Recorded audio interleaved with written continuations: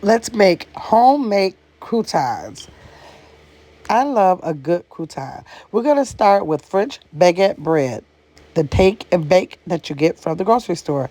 The ingredients we're going to use is parsley, roasted garlic, and butter. I let the butter soften and I roast the garlic for about 45 minutes and I chop the parsley and mix well in a bowl.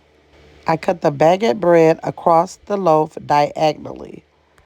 I mix that butter, parsley, and garlic up well, and then I take that mixture and I spread it evenly across the baguette bread, put it on a little bit of foil, and pop it in the oven.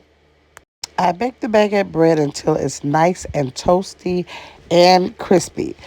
Baking time was about 15 to 20 minutes on 375.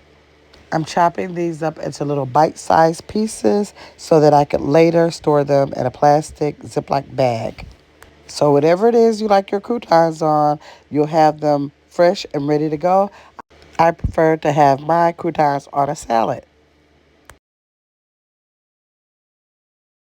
And here you go, fresh baked butter garlic croutons. Please like, share, and if you haven't done so already, subscribe and look out for more recipes from It's Gamma's World.